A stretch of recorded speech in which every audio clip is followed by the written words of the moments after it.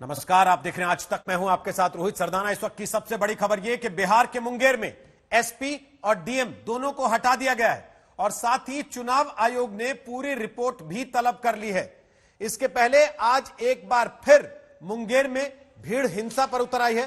प्रतिमा विसर्जन के दौरान पुलिस के लाठीचार्ज को लेकर भीड़ का यह गुस्सा भड़का है। दोषियों पर कार्रवाई नहीं होने को लेकर भीड़ ने एसपी दफ्तर और एसडीएम निवास के बाहर आज जमकर तोड़फोड़ की। भीड़ ने पुलिस की गाड़ियों को भी फूंक डाला। दुर्गा मूर्ति विसर्जन के दौरान पुलिस पर फायरिंग के आरोप लगे थे और यह मुद्दा चुनावी बन गया था, जिसके बाद तेजस्वी यादव ने यह सवाल उठाया था कि आखिर बिहार की पुलिस को जनरल डायर बनने का आदेश किसने दिया था। चिराग पासवान ने तो बिहार के मुख्यमंत्री नीतीश कुमार को ही जनरल डायर की संज्ञा दे डाली थी। विपक्ष लगातार इस मामले को लेकर सवाल पूछ रहा था और सवाल यह भी उठ रहे थे कि आखिर इस मामले के लिए जिम्मेदार अधिकारियों पर कार्रवाई क्यों नहीं हो रही, जिससे सरकार ने यह कहकर पल्ला झाड़ लिया था कि अब कानून व्यवस्था चुनाव आयोग के तहत है, उसके लिए सरकार को जिम्मेदार नहीं ठहराया जा सकता।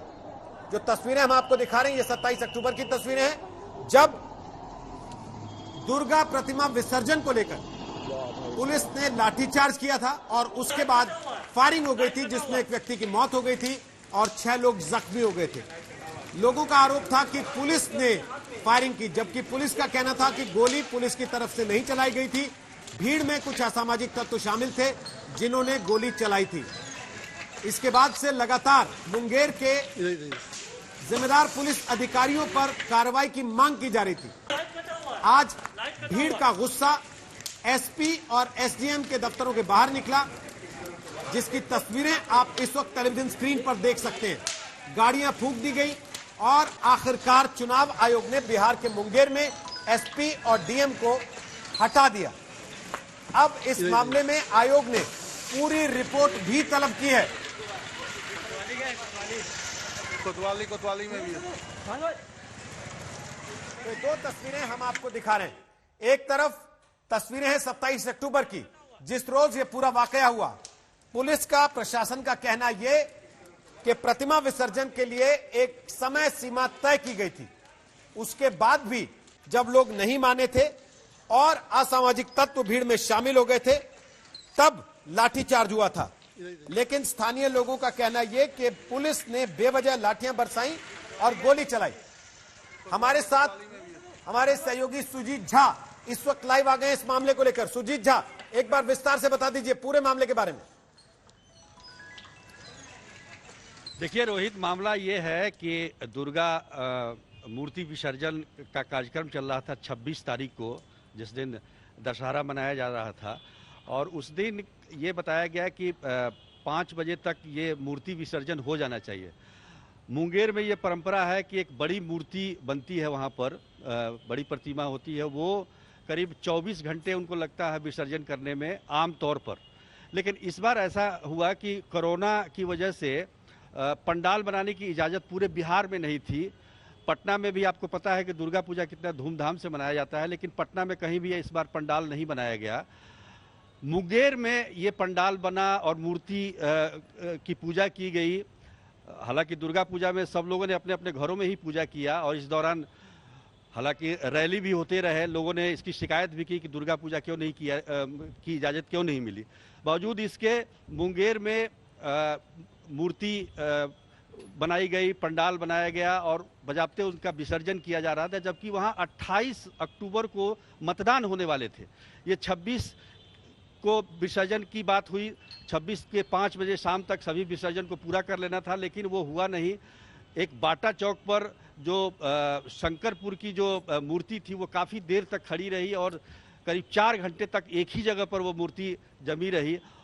प्रशासन की तरफ से जो कहना चाहिए था कि इसको जल्दी से जल्दी विसर्जन होना के लिए दबाव या इस तरह की बात होनी चाहिए, तो वो हुआ नहीं।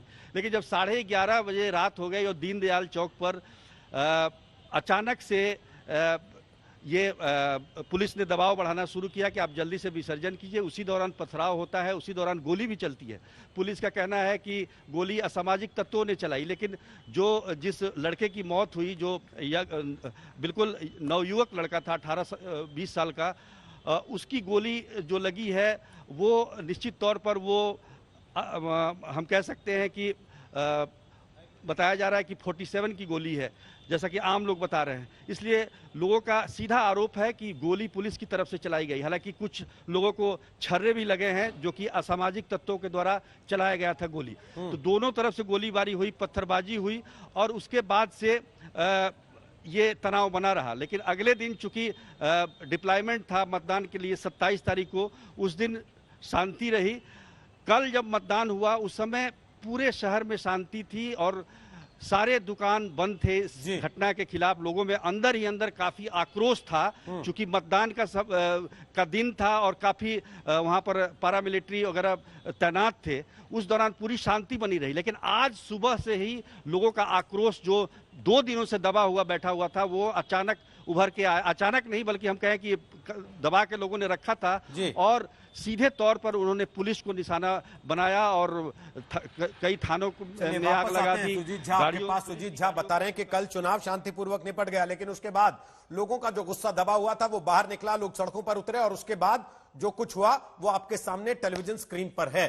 मुंगेर में दुर्गा प्रतिमा विसर्जन के दौरान हिंसा पर बड़े अफसरों पर चुनाव आयोग ने आखिरकार गाज गिराई, लेकिन इस मामले पर राजनीति जबरदस्त तरीके से हो रही है। जो डबल इंजन सरकार का भूमिका पूरी तरीके से रही है। हम तो जानना चाहते हैं कि ट्वीट के अलावा सुशील मोदी जी ने क्या किया है और जनरल डायर बनने की अनुमति किसने दी। हम राज्य सरकार के गृह मंत्री से, राज्य के उप मुख्यमंत्री बीजेपी के नेता से पूछना चाहते हैं कि जनरल डायर बनने की अनुमति किसने दी। महागठबंधन के लोग जिस तरह की बयानबाजी कर रहे हैं यह समझ से परे है। ऐसे लोग लॉ एंड ऑर्डर पे इतना चिल्लाते हैं जिन्होंने बिहार में लॉ एंड ऑर्डर को ध्वस्त ही कर दिया था। बिहार को जंगल राज के एरा में ले गए थे। यह उपाधि माननीय उच्च न्यायालय द्वारा दी गई थी। इस तरह की एक्टिविटीज के जिम्मेदार लोग इस तरह की बातें कहते हैं तो यह शोभा नहीं देता है। मुख्यमंत्री जनरल डायर की भूमिका में आ गया।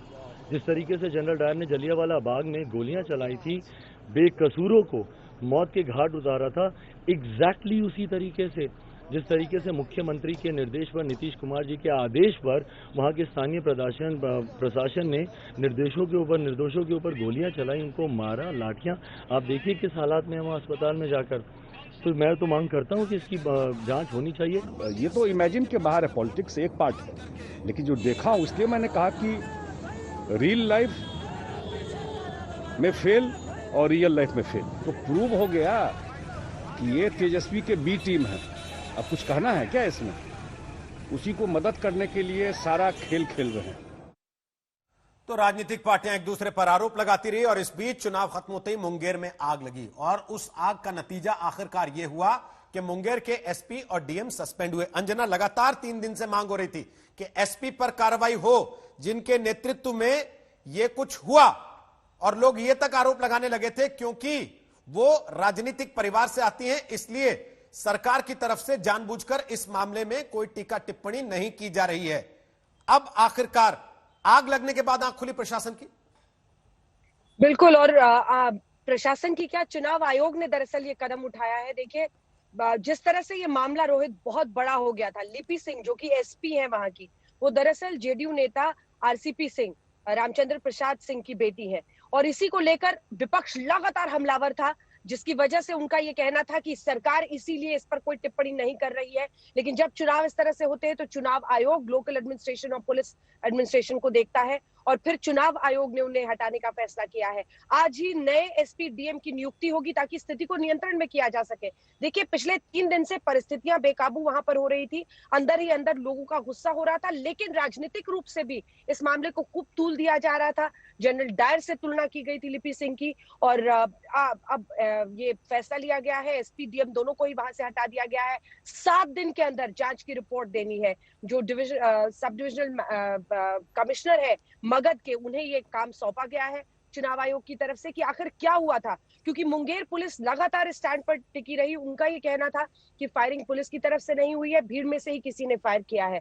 लेकिन जाहिर तौर पर वहां पर जो लोग हैं, 18 साल के युवक की उसमें मौत हो गई, जिसकी वजह से ये पूरा गुस्सा पूरे इलाके में था। और दुर्गा विसर्जन में इस तरह की घटना होना, ज्यादती से भी ज्यादा इसे क्या कहा जाए कि जिस तरह की जो लाठीचार्ज हो, जो भी कार्रवाई वहां पर हुई, जिसकी वजह से लोगों में जबरदस्त गुस्सा है। और आखिरकार देखिए, वाकई पोलिंग तो निकल गई है, वोटिंग निकल गई है, लेकिन अभी भी 2 और दौर के अलग अलग जगहों पर चुनाव होने हैं। और मुंगेर की ये खबर पूरे बिहार में एक तरह से आग की तरह खबर फैली है और उसको लेकर गुस्सा कई जगहों पर है।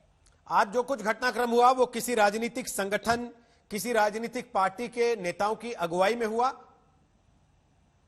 अभी ये कहना मुश्किल होगा, लेकिन देखिए जिस तरह से राजनीतिक रूप से पूरे मामले को उठाया जा रहा था, अब एक व्यक्ति की वहां पहचान करनी होगी, क्योंकि किस तरह से इसको क्या पहले से प्लान करके आज इस तरह से हिंसा आगजनी की गई है, ये सब जांच में, मुझे लगता है जांच के दायरे में होगा। अभी सीधे किसी पर उंगली उठाना सही नहीं है, लेकिन ये तय है कि जिस तरह से राजनीतिक रूप से पूरे मामले को उछाला गया था। देखिए, पहले दौर का मतदान भी इसी के साए में हुआ था, मुंगेर की घटना के साए में दिन भर उसी की चर्चा हो रही थी बिहार के अलग हिस्सों में। लेकिन अभी 2 दौर का और मतदान होना है, और क्या ये एक बड़ा मुद्दा, और यहाँ से जो जिस तरह से ये एक तरह से आग फैलाई जा रही है वो और भी बड़ा हो सकता है। लेकिन इन सब के मद्देनजर ये भी जरूरी है रोहित समझना कि सोशल मीडिया पर सबसे पहले बहुत ज्यादा लोगों में गुस्सा इस पूरी वीडियो को देखते ही कई लोगों में आया, और उसके बाद से राजनीतिक रूप से ये मामला बढ़ता चला गया। कांग्रेस ने उठाया, आरजेडी ने उठाया। अब सोचिए, चिराग पासवान, तेजस्वी यादव, पप्पू यादव, सब एक ही बात, एक दिन में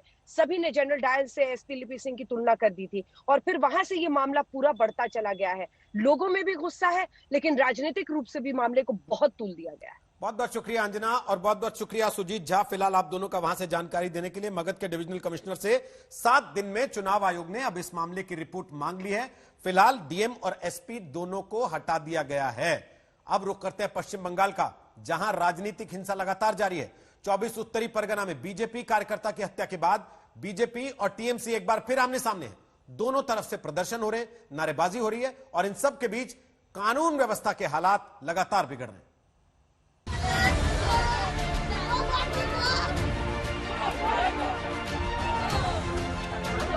पश्चिम बंगाल की सियासी लड़ाई की नई तस्वीर है।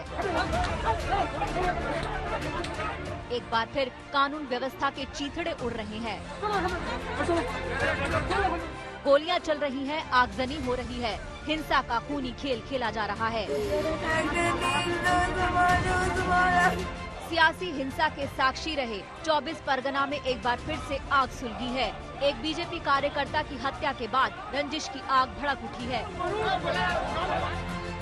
इसी गांव में किंकर माझी को गोली मार दी गई। माझी ने अस्पताल में दम तोड़ दिया तो बीजेपी के कार्यकर्ताओं का आक्रोश बेकाबू हो गया।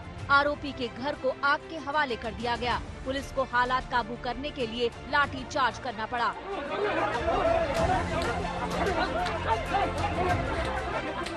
एक राजनीतिक कार्यकर्ता की हत्या हुई, परिवार पर गमों का पहाड़ टूट गया। जो अपने हैं वो दहाड़े मार रहे हैं। इस परिवार का अपना चला गया, लेकिन इनके गम और गुस्से पर राजनीति का सिलसिला शुरू हो गया। बीजेपी ने बंद का ऐलान कर दिया, सड़क जाम कर दी गई, विरोध में जुलूस भी निकाला गया। बीजेपी के विरोध के जवाब में टीएमसी भी मैदान में कूद गई। टीएमसी समर्थकों ने भी विरोध जुलूस निकाला। बंगाल जैसे जैसे चुनाव की तरफ बढ़ रहा है, हिंसा की रफ्तार तेज होती जा रही है। आलम यह है कि राज्यपाल जगदीप धनखड़ ने गृह मंत्री अमित शाह से मुलाकात की, बिगड़ते हालात पर बात की। मैं पश्चिम बंगाल का राज्यपाल हूँ, कोई सप्ताह ऐसा नहीं जाता इलीगल बॉम्ब मेकिंग की फैक्ट्री का पता नहीं लगता। कोई वीक नहीं जाता जहां बम नहीं उड़ाए जाते हो। इंस्टेंसेस हैं, एम्बुलेंस में भी जाते हैं। Can there be more alarming scenario than this? Political death and murder of political workers. राजनीतिक वर्चस्व की लड़ाई में बंगाल घिर गया है। उसमें ऐसे घमासान आपको आगे भी दिखेंगे। बंगाल को इसकी कीमत आगे भी चुकानी पड़ेगी। बंगाल में राजनीतिक रंजिश कोई नई बात नहीं है, लेकिन लगातार हो रही भाजपा कार्यकर्ताओं की मौत से विरोध प्रदर्शन जारी है। 12 घंटे का अगर हावड़ा के बगनान में बंद बुलाया गया है, तो वहीं सड़कों पर उतर रहे हैं बीजेपी के नेता अपने कार्यकर्ताओं के लिए राज्य सरकार से गुहार लगाने के लिए और इंसाफ के लिए। विरोध प्रदर्शन बढ़ रहे हैं और प्रतिद्वंदिता भी। कोलकाता से मनोज्ञा लोईवाल के साथ आज तक ब्यूरो। और अब बात बल्लभगढ़ के निकिता मर्डर केस की। निकिता मर्डर केस में तीसरी गिरफ्तारी हुई है। गिरफ्तार आरोपी की पहचान अजरू के तौर पर हुई है। बताया जा रहा है कि अजरू ने ही हमले में इस्तेमाल देसी कट्टा मुख्य आरोपी तौसीफ को दिया था।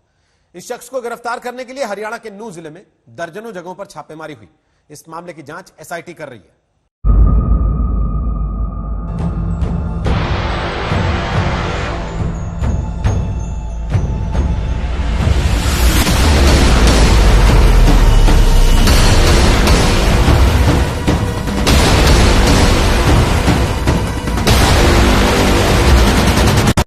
तौसीफ, ये बताइए गोली क्यों मारी थी? तौसीफ गोली क्यों मारी थी?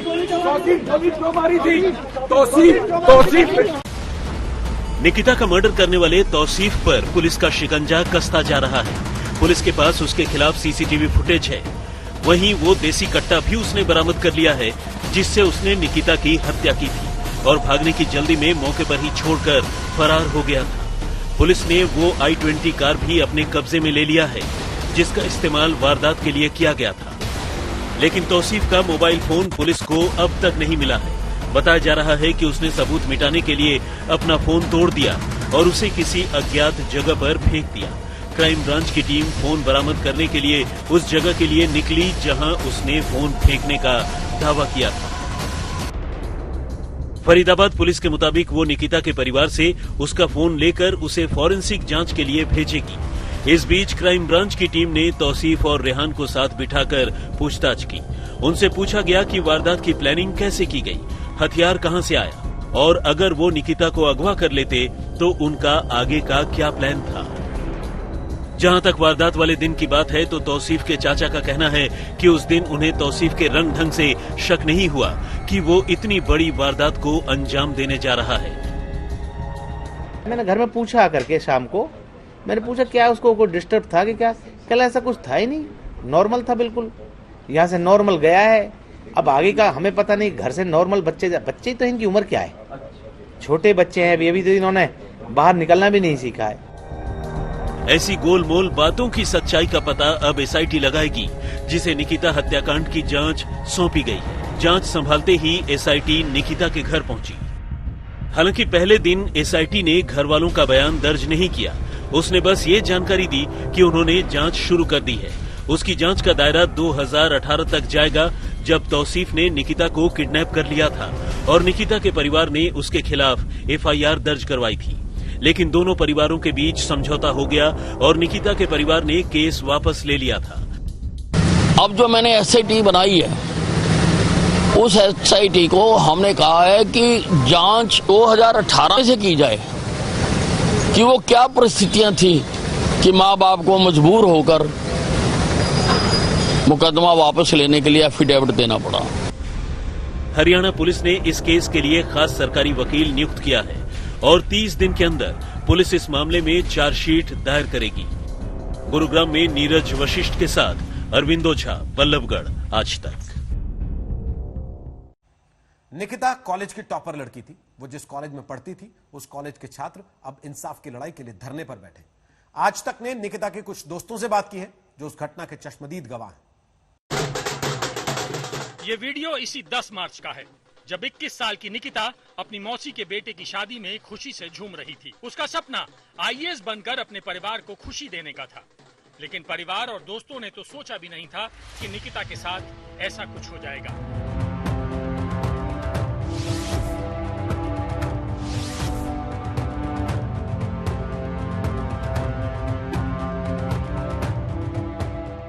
सर बहुत अच्छी लड़की थी, आगे जाके आईपीएस ऑफिसर बनना चाहती थी, देश की सेवा करना चाहती थी और हमारे पूरे तीनों सेक्शन की टॉपर थी, हमारे कॉलेज की टॉपर थी, बहुत इंटेलिजेंट लड़की थी। Yes sir. किस तरह का बातचीत रहता था उसका? बहुत फ्रेंडली बिहेवियर था, बिल्कुल सब उसको अपनी बहन मानते थे और किसी के साथ उसकी हम सोच भी नहीं सकते कभी इतनी बड़ी दुश्मनी होगी। जो इसको कोई गोली मार जाए। बहुत अच्छी लड़की थी, बहुत ज्यादा अच्छी लड़की। सोचा तो निकिता ने भी नहीं होगा कि कोई सिरफिरा आशिक यूं दिन दहाड़े उसे अगवा करने की कोशिश करेगा और अपनी कोशिश में नाकाम रहने के बाद उसे गोली मार देगा। वो मंजर निकिता के दोस्तों की आंखों में घूम रहा है। एक बार मैं अपने कैमरा पर्सन शकील को बोल दूंगा, ये देखिए ये कॉलेज है ठीक सामने हमारे, कॉलेज की बाउंड्री है, मेरी बाईं तरफ उसका मेन गेट है और मेन गेट से चंद कदम की दूरी यानी कि जहां पर हम खड़े हैं यहाँ पर वो I-20 गाड़ी आती है। और उसके बाद में क्या हुआ विक्रांत? सर निकिता अपनी जैसे मैंने देखा था फ्रेंडों के साथ बात कर रही थी, अचानक ही धक्का मुक्की होने लगी। वो दो युवक थे, अपनी गाड़ी में बैठाने लगे निकिता को। जैसे उसने मना करा वो भागने लगी तो उसने गोली मार दिया उसको और भाग गए हैं तुरंत। हमको वहाँ पता पड़ी कि गोली लगी है किसी को, तो हम अचानक भाग के आए सारे दोस्त। फिर मैंने और मेरे दोस्त ने अपनी बाइक पे बैठाया निकिता को और उसको मानवता हॉस्पिटल लेके गए थे। कॉलेज के ठीक बाहर जहां छात्र छात्राओं की भीड़ जुटी थी, दिन दहाड़े निकिता की हत्या कर दी गई और हत्यारे फरार होने में कामयाब भी हो गए। निकिता के कॉलेज के दोस्तों का गुस्सा निकिता की हत्या पर भी है और कॉलेज प्रशासन की लापरवाही के खिलाफ। बीकॉम फाइनल ईयर की छात्रा निकिता की हत्या पर गुस्से का इजहार कर रहे इन छात्रों को अपनी सुरक्षा का भी डर सता रहा है। जो निकिता के साथ हुआ वो कल उनके साथ भी हो सकता है। वो निकिता को इंसाफ दिलाना चाहते हैं और खुद को सुरक्षा की गारंटी। पुलिस प्रशासन डूब मरो, डूब मरो, डूब मरो, पुलिस प्रशासन डूब मरो, डूब मरो, डूब मरो। आप लोग यहाँ क्यों प्रोटेस्ट में हैं? क्या हमें हमारी बहन का हक चाहिए पूरा। क्यों? क्योंकि गोली लगी है तो हमें गोली ही चाहिए। कॉलेज कैंपस में इस तरह के बाहर हुआ है तो इनसिक्योरिटी भी है क्या लड़की? सर बिल्कुल है, यहाँ पे कैमरे नहीं है, सिक्योरिटी नहीं है। कहाँ है वो? क्यों इनका इलाका नहीं है? इनके कॉलेज के सामने नहीं हुआ। उनकी कॉलेज की लड़की थी, वो अपने बच्चों को सेफ्टी नहीं दे सकते, जो अपने स्टूडेंट्स को सेफ्टी नहीं देते, वो क्या कर सकते हैं? वो पहले सिर्फ क्या होता था, मारपीट होती थी, एक्सीडेंट होते थे, लेकिन आज सीधे मर्डर कर दिया जा रहा है। अगर इसमें साथ के साथ सरकार एक्शन नहीं लेगी तो ये आगे भी होता रहेगा। हम जैसे बहनों को घर से निकलना मुश्किल हो जाएगा। हंसती खेलती मुस्कुराती निकिता सिर्फ 21 साल की थी। ये उम्र होती ही है खुशियां मनाने की, लेकिन निकिता की खुशियों को ग्रहण लग गया। निकिता के खून का इल्जाम सिर्फ तौसीफ पर नहीं है, उस सिस्टम पर भी है जो बेटियों को सुरक्षा के दावे तो करता है लेकिन सुरक्षा नहीं कर पाता। और लोग कुछ दिन प्रदर्शन करके भूल जाते हैं। मुनीश पांडे के साथ अरविंद ओझा, बल्लभगढ़, आज तक।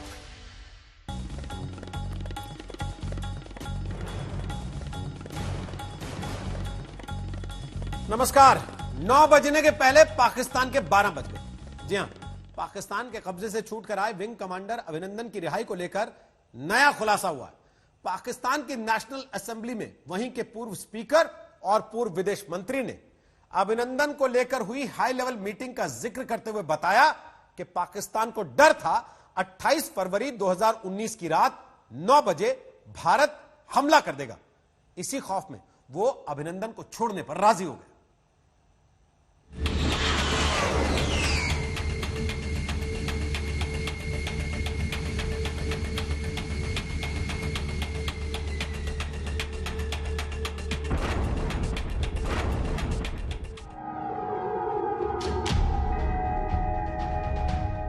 पाकिस्तान के कब्जे से विंग कमांडर अभिनंदन वर्धमान के हिंदुस्तान लौटने का लम्हा हर हिंदुस्तानी के जहन में आज भी ताजा है। सीना तान कर और सिर ऊंचा कर वतन लौटे बहादुर अभिनंदन की तस्वीर जिस भी भारतीय ने देखी उसका भी सीना गर्व से चौड़ा हो गया। लेकिन अब आप जो देखेंगे और सुनेंगे उसे देख सुनकर आप और भी गर्व से भर उठेंगे। सुनिए पाकिस्तान की नेशनल असेंबली के पूर्व स्पीकर सरदार अयाज सादिक का क्या कहना है। प्राइम मिनिस्टर साहब ने आने से इनकार कर दिया और चीफ ऑफ आर्मी स्टाफ तशरीफ लाए। पैर कांप रहे थे, पसीने माथे पे थे और हमसे शाह महमूद साहब ने कहा, फॉरेन मिनिस्टर साहब ने, कि खुदा का वास्ता है अब इसको वापस जाने दें, चूंकि 9 बजे रात को हिंदुस्तान पाकिस्तान पे अटैक कर रहे हैं। सुना आपने, अभिनंदन को लेकर पाकिस्तान में जो हाई लेवल मीटिंग बुलाई गई थी उसमें पाकिस्तान के प्रधानमंत्री ने आना भी गवारा नहीं समझा। शायद वो शर्मिंदगी से बचना चाह रहे होंगे। मीटिंग में सरकार और सेना के जो नुमाइंदे आए उनके चेहरे की हवाइयां उड़ी हुई थी। जी हाँ, तब भारत से डर गया था पाकिस्तान। पाक के आर्मी चीफ के पैर कांप रहे थे।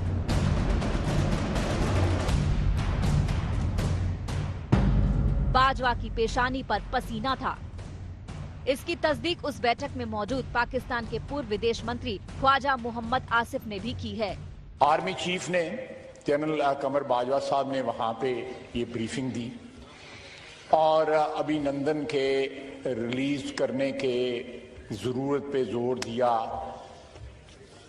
और इस बात का इम्प्रेशन दिया गया कि इसके की अपीजमेंट का कोई ना कोई जो है मस्बत असरात जो है भारत की तरफ से आएंगे। पाकिस्तान के इन दोनों सीनियर नेताओं का दावा पिछले साल 28 फरवरी को नेशनल असेंबली में इमरान खान के दिए बयान से बिल्कुल अलग है। अभिनंदन को रिहा करने से एक दिन पहले पाकिस्तान के प्रधानमंत्री इमरान खान ने नेशनल असेंबली में ऐलान किया था कि किसी खौफ में नहीं बल्कि रिश्ते सुधारने के मकसद से वो अभिनंदन को रिहा कर रहे हैं। हिंदुस्तान का पायलट हमने पकड़ा हुआ है, हम एज ए पीस जेस्टर हम उनको उसको कल रिहा करने लगे हैं हिंदुस्तान को वापस। क्या नेशनल असेंबली में इमरान ने बोला था झूठ? इमरान को सता रहा था भारत के हमले का डर। भारत से डर को इमरान ने शांति संदेश का दिया नाम। अभिनंदन के भारत लौटने के बाद कल पाकिस्तान की नेशनल असेंबली में जो खुलासा हुआ है उससे साफ हो गया कि पाकिस्तान ने अभिनंदन को सुरक्षित रिहा कर कोई बड़प्पन नहीं दिखाया था बल्कि भारत के संभावित एक्शन से खौफ में भर उठा था। अभिनंदन की क्या बात करते हैं, मुझे याद है शाह महमूद कुरैशी जिसमें प्राइम मिनिस्टर साहब ने आने से इनकार कर दिया और चीफ ऑफ आर्मी स्टाफ तशरीफ लाए। हमसे शाह महमूद साहब ने कहा, फॉरेन मिनिस्टर साहब ने, कि खुदा का वास्ता है अब इसको वापस जाने दें क्योंकि 9 बजे रात को हिंदुस्तान पाकिस्तान पे अटैक कर रहा है। वो कोई हिंदुस्तान ने अटैक नहीं करना था, कुछ नहीं होना था, सिर्फ घुटने टेक के अभिनंदन को वापस भेजना था जो इन्होंने किया। जम्मू कश्मीर के पुलवामा में हुए आतंकी हमले का बदला लेने के लिए भारत ने पिछले साल 26 फरवरी को पाकिस्तान के बालाकोट में आतंकी शिविर पर हवाई हमला बोल दिया था। इसके बाद पाकिस्तान के F-16 विमानों ने भारतीय वायुसेना में घुसने की हिमाकत की थी, जिसका मुंहतोड़ जवाब विंग कमांडर अभिनंदन ने दिया था। तब भारत के हमले के भय से पाकिस्तान ने अपने एयर स्पेस बंद कर दिए थे। अब खुद पाकिस्तान की तरफ से ये साफ हो गया है कि उसके हुक्मरान किस हद तक भारत से डरे हुए थे और अगर पाकिस्तान डर गया था तो ये डर अच्छा है। दिल्ली से गौरव सावंत के साथ आज तक ब्यूरो। अगर अभिनंदन को रिहा नहीं किया जाता तो धुआं धुआं हो जाता पाकिस्तान, ये कहना है बीजेपी के नेता रविंद्र रैना का। उधर पूर्व air chief marshal BS Dhanoa ने खुलासा किया है कि अभिनंदन को रिहा कराने के लिए सेना ने अपनी पोस्चरिंग सख्त कर ली थी, शायद पाकिस्तान इसी से घबरा गया। उधर पाकिस्तान में इस खुलासे के बाद बीजेपी ने राहुल गांधी पर हमला तेज कर दिया।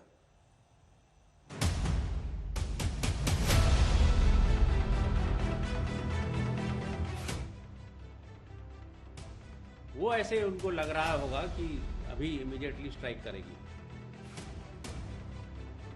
आज इतनी क्षमता थी कि उनके जो फॉरवर्ड ब्रिगेड्स हैं उनको हम खत्म कर देते।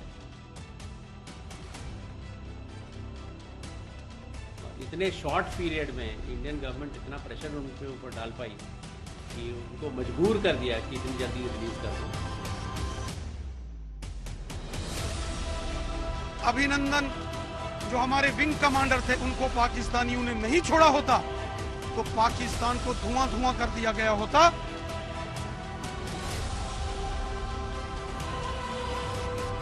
जिसमें प्राइम मिनिस्टर साहब ने आने से इनकार कर दिया और चीफ ऑफ आर्मी स्टाफ तशरीफ लाए, पैर कांप रहे थे।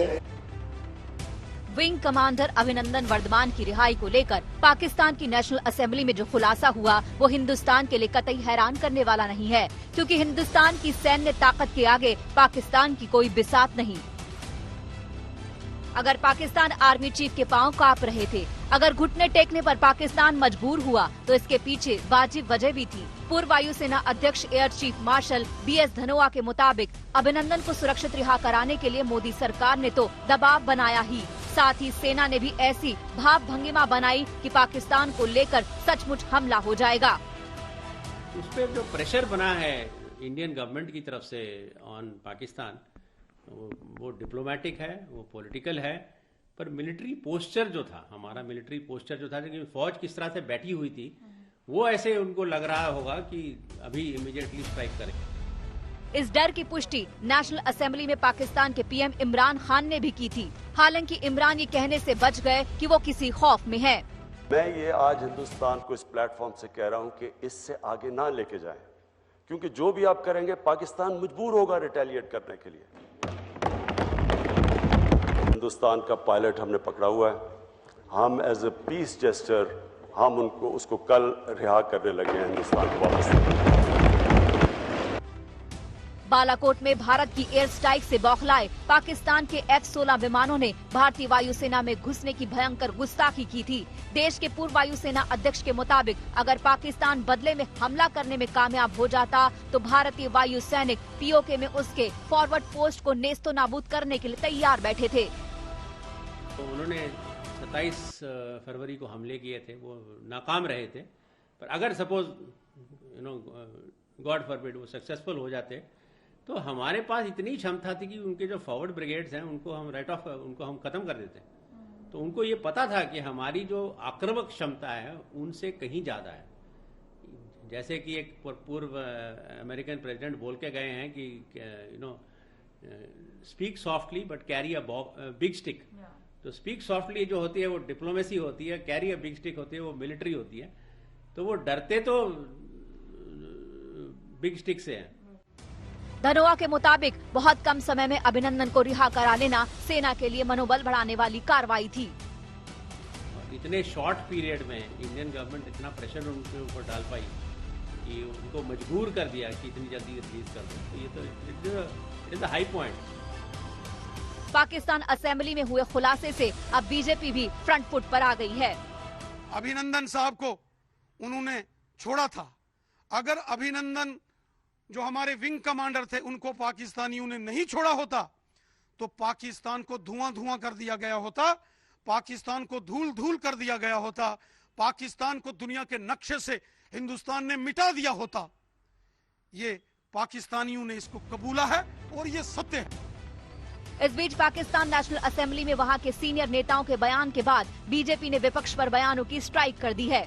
बीजेपी अध्यक्ष JP नड्डा ने ट्वीट किया, कांग्रेस के शहजादे को भारत की किसी भी चीज पर विश्वास नहीं है, चाहे वो सेना हो, सरकार हो या हमारे लोग हो, तो वे अपने सबसे भरोसेमंद देश पाकिस्तान की ही सुन ले। उम्मीद है अब तो उनकी आंखें खुलेंगी। बीजेपी प्रवक्ता संबित पात्रा ने भी ट्वीट कर राहुल गांधी को निशाना बनाया। पात्रा ने ट्वीट किया, राहुल जी, आप सर्जिकल स्ट्राइक और एयर स्ट्राइक पर सवाल उठा रहे थे ना, जरा देखिए मोदी जी का क्या खौफ है पाकिस्तान में। सरदार अयाज सादिक बोल रहे हैं पाकिस्तान के नेशनल असेंबली में कि पाक के चीफ ऑफ आर्मी स्टाफ के पैर कांप रहे थे और चेहरे पर पसीना था, कहीं भारत अटैक न कर दे, समझे। बीजेपी नेताओं का हमला बालाकोट स्ट्राइक के सबूत मांगने को लेकर था। आर्मी नरेंद्र मोदी जी की पर्सनल प्रॉपर्टी नहीं है।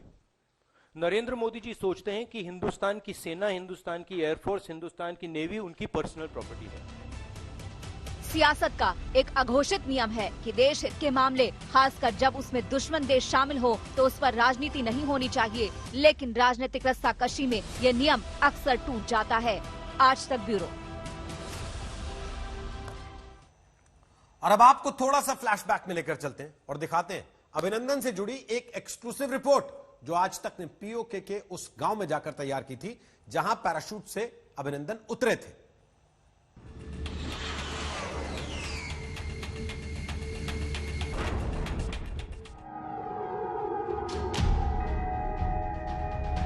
पाकिस्तान की सरजमी पर उसी के सैनिकों के बीच चाय की चुस्की लेते हुए पाक फौज के सवालों का बेखौफ होकर जवाब देते अभिनंदन के इस वीडियो ने हर हिंदुस्तानी का सीना गर्व से चौड़ा कर दिया था। दुश्मनों के बीच होकर भी अभिनंदन चेहरे पर बगैर कोई शिकन लाए उनके सवालों का बेखौफ होकर जवाब देते रहे। पाकिस्तानी फौज के कब्जे में पहुंचने से पहले भी अभिनंदन ने गजब की जाबाजी दिखाई थी। आज तक आपको फिर से दिखाने जा रहा है अभिनंदन की बहादुरी की वो रिपोर्ट जो सीधे पाकिस्तान के ग्राउंड जीरो से तैयार की गई थी। वो 27 फरवरी 2019 की सुबह करीब 9:30 बजे का वक्त था। एयर स्ट्राइक का बदला लेने की नियत से नौशेरा आर्मी बेस के पास पाकिस्तान एयरफोर्स के F-16 विमान भारतीय वायुसेना में घुस आए थे। लेकिन इससे पहले कि वो कुछ कर पाते, भारतीय सेना के फाइटर विमानों ने खदेड़ना शुरू कर दिया। इस ऑपरेशन में विंग कमांडर अभिनंदन MiG-21 बाइसन विमान के साथ मौजूद थे। अभिनंदन ने पाक विमानों को दूर तक खदेड़ा और आखिरकार ढेर कर दिया, लेकिन इस दौरान उनका विमान भी दुश्मन की जद में आ गया। अभिनंदन का मिग क्रैश हो गया, लेकिन वो खुद पैराशूट से जमीन पर उतरने में कामयाब रहे। ये है POK का बिम्बर जिले का होरन गांव में इसी जगह अभिनंदन पैराशूट से उतरे थे। विंग कमांडर अभिनंदन की डॉग फाइट हुई मिड एयर। पाकिस्तानी जेट ने उनके जेट को हिट किया। वो एक जगह जाके इजेक्ट करने के बाद उतरे और तकरीबन 300 मीटर के फासले के ऊपर विंग कमांडर अभिनंदन का जहाज यहाँ आके गिरा। मैं उस वक्त वहीं मौजूद हूँ, उस जगह के ऊपर जहाँ उनका जहाज आके गिरा, और उसका इम्पैक्ट अच्छा खासा था। जब अभिनंदन का मिग विमान गिरा तो धमाके से पूरा गांव दहल गया। जहां विमान गिरा वहां आसपास के पेड़ जल गए। आज तक की टीम 10 दिन बाद जब वहां पहुंची तब भी मलबे के निशान मौजूद थे। आप ये देख सकते हैं, ये एक साइड से जल गया है, क्योंकि यहाँ जब जहाज गिरा था तो एक्सप्लोजन जरूर हुआ होगा, क्योंकि वहां तक इसकी आग गई। ये दरख्त गिर गया, ये बिल्कुल साथ था। और यहाँ पे वैसे तो पाकिस्तान आर्मी ने तकरीबन रैकेज इसका उठा के ले गए हैं, लेकिन तब भी यहाँ कुछ पीसेस जहाज के मौजूद हैं। ये मेरे हाथ में प्लेन का एक जहाज एक पीस है इंडियन एयरक्राफ्ट का, जो विंग कमांडर उड़ा रहे थे। अभिनंदन पैराशूट से नीचे उतर तो गए, लेकिन उन्हें नहीं पता था कि धरती दुश्मनों की है। लेकिन गांव के लोग समझ चुके थे कि एक हिंदुस्तानी सैनिक उनके गांव में है। अभिनंदन कहीं सावधान न हो जाए, इसीलिए बरगलाने के लिए गांव वालों ने उन्हें झूठ बोला कि वो इंडिया में ही है। हमसे पूछा कि ये इंडिया है या पाकिस्तान है, हमने कहा ये इंडिया है। जब उन्होंने फिर ऐसे किया कि जब नारा लगाया ना, तो हमारे भाइयों ने जवाब दिया, तो उसने कहा भारत माँ की जय। भारत माँ की जय होता है, उसने नारा लगाया भारत माँ की, तो हमारे भी बोले भारत माँ की। तो इस पिछले कुछ दिनों से इस्लामोफोबिया को लेकर विवाद छिड़ा है और पैगंबर मोहम्मद के कार्टून्स को रोकने की मांग उठाई है। विवाद की जड़ में फ्रांस है, जहां एक शिक्षक की हत्या कर दी गई थी। अब पूरी दुनिया के मुसलमानों में फ्रांस के खिलाफ जोरदार नाराजगी है।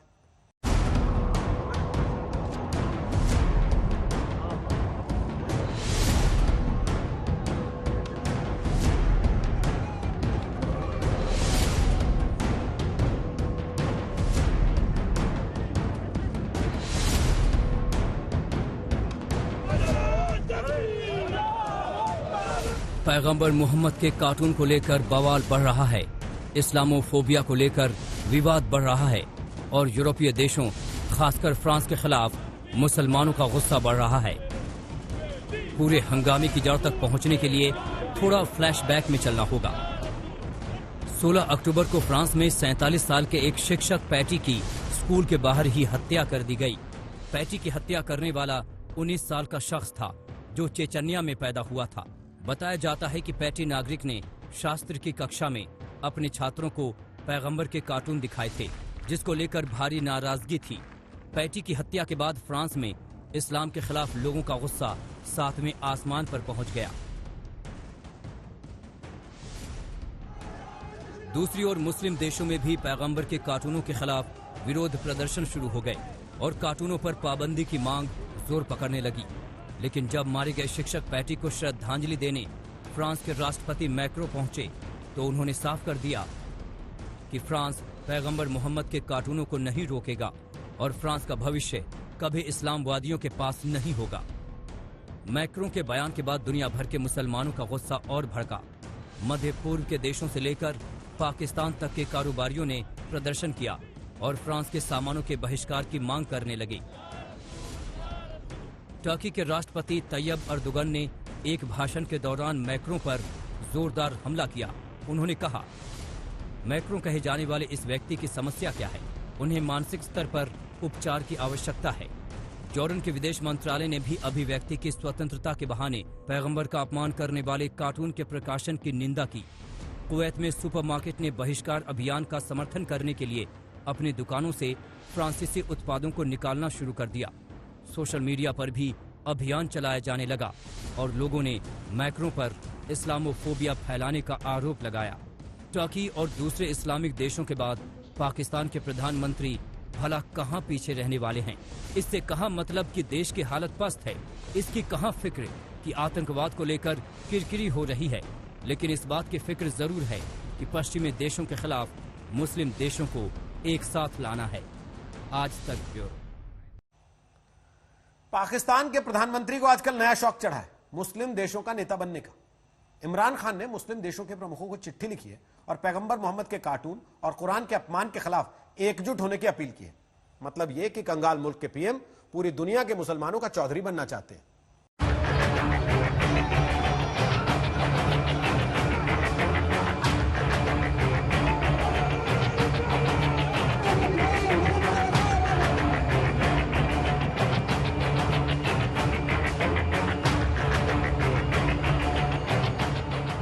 दुनिया भर के मुसलमान नाराज हैं। फ्रांस के खिलाफ मुस्लिम देशों में जोरदार विरोध प्रदर्शन हो रहे हैं।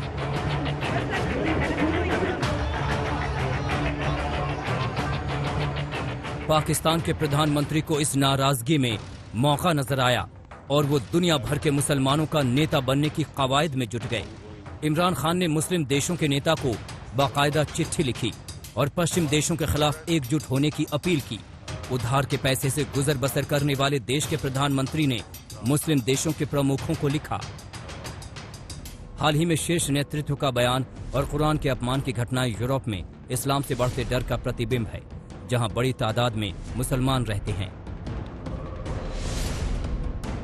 दरअसल इमरान खान की नाराजगी फ्रांस के राष्ट्रपति मैक्रों के उस बयान पर है जिसमें उन्होंने कहा था कि फ्रांस पैगंबर मोहम्मद के कार्टूनों को नहीं रोकेगा। अपनी चिट्ठी में इमरान ने यूरोपीय देशों को चेतावनी वाले लहजे में लिखा, मुझे लगता है कि इन देशों का नेतृत्व अक्सर इस बात को समझने में भूल कर बैठता है कि पूरी दुनिया के मुसलमान पैगंबर मोहम्मद और कुरान से कितना प्यार करते हैं। दरअसल फ्रांस से शुरू हुआ विवाद और मैक्रों का रवैया पूरी दुनिया के मुसलमानों को नागवार गुजर रहा है। मध्य पूर्व देशों से लेकर पाकिस्तान और बांग्लादेश के मुसलमानों ने फ्रेंच सामानों का बहिष्कार कर दिया है और इमरान खान मुसलमानों के आक्रोश को कैश करने में लग गए हैं। आतंक के भाईजान ने कभी आतंकवाद के खिलाफ दुनिया को एकजुट करने की कोशिश तो नहीं की, लेकिन मुसलमानों का चौधरी बनकर यूरोपीय देशों को धमका जरूर रहे हैं। उन्होंने अपनी चिट्ठी में आगे लिखा, इस्लाम, ईसाई या जूडा धर्म में कुफ्र किसी भी हाल में स्वीकार नहीं है। अब वक्त आ गया है जब मुस्लिम देशों के नेताओं को पूरी दुनिया, खासकर पश्चिमी देशों को ये संदेश देना होगा कि इस्लाम और पैगंबर पर हमले हर हाल में बंद हों। पाकिस्तान के पीएम के भीतर पूरी दुनिया के मुसलमानों का नेता बनने का कीड़ा किस कदर कुलबुला रहा है, इसका अंदाजा इस बात से लगाया जा सकता है कि मुस्लिम देशों के नेताओं से पहले वो फेसबुक के सर्वेसर्वा मार्क जुकरबर्ग को भी चिट्ठी लिख चुके हैं। अपनी चिट्ठी में इमरान खान ने सोशल मीडिया प्लेटफॉर्म पर इस्लामोफोबिक सामग्री पर प्रतिबंध लगाने की मांग की थी। दिलचस्प ये कि जुकरबर्ग को लिखी चिट्ठी में आतंक के भाईजान ने CAA और NRC का भी जिक्र किया था। इमरान खान ने लिखा, CAA और NRC मुस्लिम विरोधी कानून है। इस तरह के उपाय, साथ ही मुसलमानों की हत्या और कोरोना वायरस के लिए मुसलमानों को दोषी ठहराना इस्लामोफोबिया की घिनौनी घटना का सबूत है। पाकिस्तान अपने आप को बोलता है जी मैं इस्लामिक स्टेट ऑफ पाकिस्तान हूँ, इस्लामिक रिपब्लिक ऑफ पाकिस्तान हूँ, तो वो अपने आप जोड़ देता है इस्लामिक रिपब्लिक को और टेररिज्म को, और उसके बाद बोलता है कि जी पूरी दुनिया में इस्लामोफोबिया हो रहा है। फेसबुक अपने आप तो कोई पोस्ट जनरेट नहीं करता है, लोग लिखते हैं। और लोग क्यों लिख रहे हैं? क्योंकि लोगों को ये महसूस हो रहा है, और जब लोगों को महसूस होता है तब पूरे वर्ल्ड में ये लिखा जाता है। दरअसल पाकिस्तान के प्रधानमंत्री FATF से मिले झटके को पचा नहीं पा रहे हैं। आतंकवाद के खिलाफ पाकिस्तान ने जो ढीला रवैया अपनाया हुआ है, उसको लेकर पश्चिमी देशों की नाराजगी को काउंटर करने के लिए इमरान खान ने नया बहाना ढूंढ लिया है, जिसमें उन्हें टर्की का पूरा साथ मिल रहा है। टर्की ने FATF में भी इमरान का साथ दिया और यूरोपीय देशों के खिलाफ मुहिम में भी साथ दे रहा है।